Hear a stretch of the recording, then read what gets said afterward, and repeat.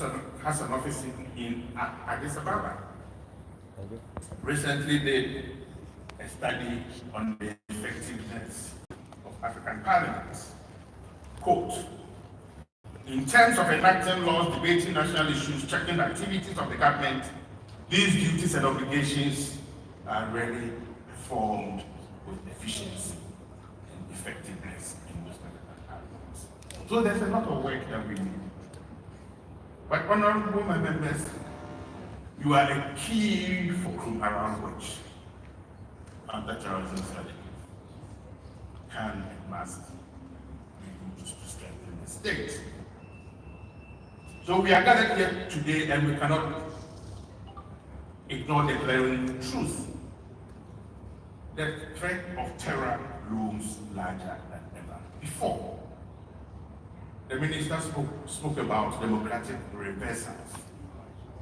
It is also looming ever larger.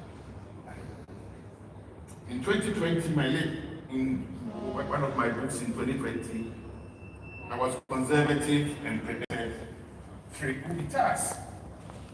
We've had 5, and I think 8 failed ones. I can do the same with terror. But we need to push it back. The Sahel region was once a distant concern. The African states on the Security Council laughed at me in 2009. It has now become the epicenter of violence. And West Africa bears the brunt of this escalating lives are lost. The minister gave us some figures. Communities are disrupted, and the region faces an unprecedented crisis. So 4 quick points. One is the need for urgent action. The time for complacency is long past. We don't have that luxury anymore. We must recognize the urgency of the situation. 2, as parliamentarians, you hold in your hands a unique power. The power to enact laws, scrutinize government actions, protect the rights and liberties of our citizens, and please use the power of the purse so that we can get it right. The minister spoke about kinetic and non-kinetic approaches. We need those approaches in a more multifaceted, differentiated, and context-specific. And I know that his ministry in the northern part of Ghana is doing specific targeted programs and projects that is using fertilizer, water, boreholes to say, how do we engage people around the clock throughout the year? Because when people feel that their lives do matter, then the narratives of striking a blow against the state can be reused. But let me also make a call to the Commonwealth of Nations. Let me make a clarion call upon all Commonwealth nations to unite in efforts to combat terror. And I think the minister has made a very clear point. We must strengthen this cooperation, share intelligence, allocate resources to confront this menace collectively. But we need to learn from each other's experiences and best practices. And I believe that together, we can build a formidable front against terror, protecting not only our nation, but also the principles upon which the Commonwealth itself is founded. So let us leave this conference and let us leave Ghana with a renewed commitment to combat terror in all its forms. Let's be the champions of peace, security, and justice. The time, I will argue, to act is now, and the responsibility rests on our shoulders. Together, we can and we must ensure a safer and secure future for all. Thank you.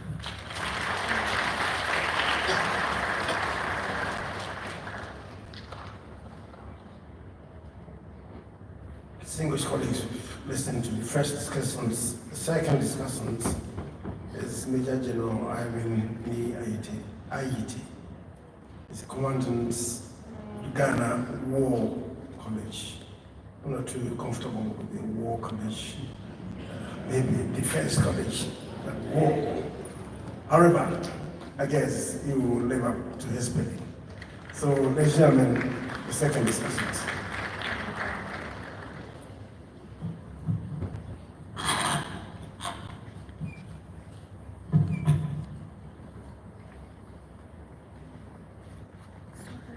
the Chair and Minister for Parliamentary Affairs and the Majority Leader. Actually, the name is National College for Defense Studies, and some people call it the War College. So, the Honorable Minister for National Security, honorable members of Parliament, my colleague and friend, Professor Kwesi, distinguished guests, ladies and gentlemen. When you have two very important people speaking before you, of course, you realize that you will take all the points. And so what I will do is to just add a little bit to what they have said, because the points they've covered are quite relevant and quite vast. But also, what I will do in order to be a little different is to largely focus on Ghana and Ghana's parliament. But I believe the issues that I will raise hold true for most of your countries that are friends who are joining us from other parliaments. Now, violent extremism and terrorism continue to be a threat to statehood and a major concern in our sub-region. And all the countries that are facing these problems have been mentioned by the two earlier speakers. And we also know the terrorist groups that are operating within the sub-region. Of the 16 West African countries reviewed in 2023 Federal States Index, no country is categorized as stable. The best performing countries, Cape Verde and Ghana, are only considered to be in the warning state of instability. The rest of the countries are levels of fragility and instability. Conditions of relative peace, such as the one we enjoy in Ghana, when not backed by the right vigilance, may also encourage movements and actions that may not be easily detected and could allow terrorist and violent extremist cells from these areas transit or recruit and fester to perpetrate their attacks even here. This is especially the case in a situation where contiguous countries, as we have mentioned, are experiencing conflicts and violent extremism. The statistics that the minister shared with us is what is on the screen, just for you to see. Now, there are various definitions of terrorism and counterterrorism. Some of them are also on the screen. The one from the UN Security Council in 2004, and then what our own parliament enacted, the Ghana Anti-Terrorism Act 762 of 2008. I also share that with you. But even before 9/11, the Ghana Armed Forces had its own definition of terrorism. And that is the only one that I'll read because I think it's still relevant for the Ghana Armed Forces today. It considers the phenomenon as a resort to violence by a dissident faction in order to intimidate and coerce people for political ends. This may manifest itself in sabotage and assassination by individuals or small groups in the form of ambushes or attacks on civilian or police by largely bodies of terrorists and can take place either in urban or rural settings. Now, ladies and gentlemen, Ghana has so far been proactive in undertaking a plethora of measures to prevent the occurrence of terrorist activity in the country. This is in line with achieving one of the main pillars of the country's national security strategy.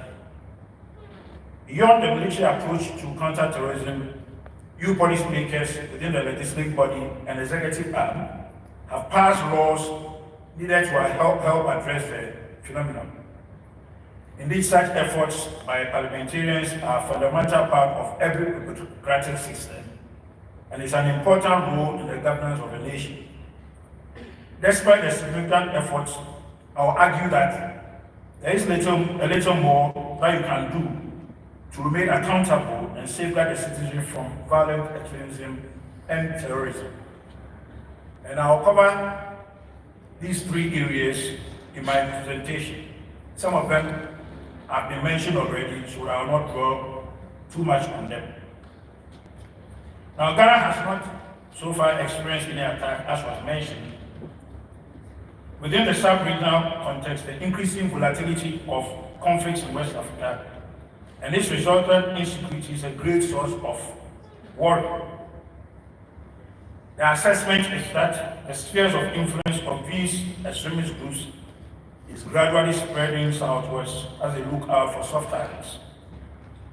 Ghana's location within the sub-region and its proximity to these terrorist-prone countries predisposes it to similar attacks. Now, on the domestic front, the threat of terrorist attacks in Ghana stems from varying and often interrelated sources. For instance, extreme political partisanship, protracted ethnic and chieftaincy disputes, which manifest in various forms of violence and extremism, are veritable sources of terrorism. Also, from historical antecedents, Ghana is confronted with vulnerabilities that portend to acts of terrorism.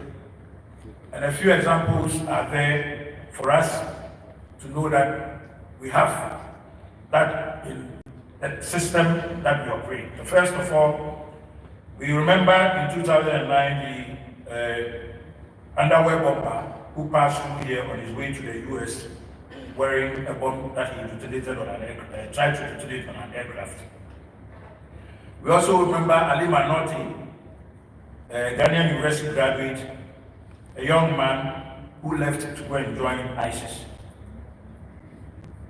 The threat of possible terrorist activities in Ghana is also exemplified by the recruitment of 5 Ghanaian youth in 2015 by ISIS, which exposed the vulnerability of Ghana to terrorism.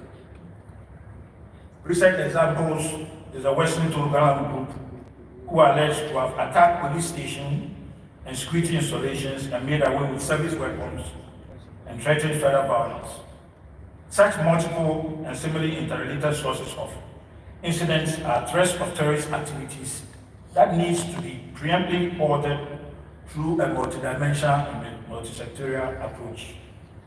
Now, another aspect of a threat of terrorism emanating from within Ghana is attributable to the escalating menace of political vigilantism. The proliferation of such groups could one day embolden them to openly challenge the authority of the state. Furthermore, the recent arrest of some youth in Western region who were suspected of having ties to Russia's Wagner mercenary group and were seen wearing and displaying the flags of Wagner and Russia cannot be underestimated, because the example of Boko Haram in Nigeria suggests that these activities of such groups should not go unchecked. Now, just about a week ago, Ghana Web carried the story of a joint manhunt for a suspected terrorist from Burkina Faso hiding in the Sisala West district. They were said to have been arrested soon after in Burkina Faso after having camped in Ghana for a while. So, ladies and gentlemen, an ECOWAS 2017 country risk and vulnerability assessment on Ghana to learn more about resilience factors that mitigate risk and promote human security through the following conclusions, among others.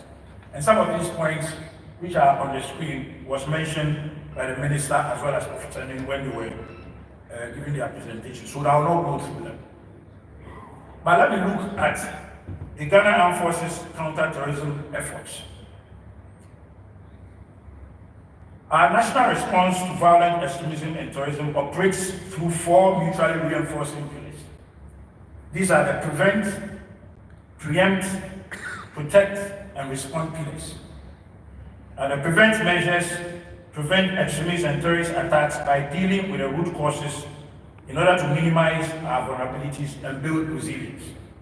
The preempt pillar deals with the detection and deterrence of violent extremism and terrorism. The protect are measures to protect vulnerable infrastructure, and the respond activities mitigate the impact and protect vulnerable infrastructure. Now, before the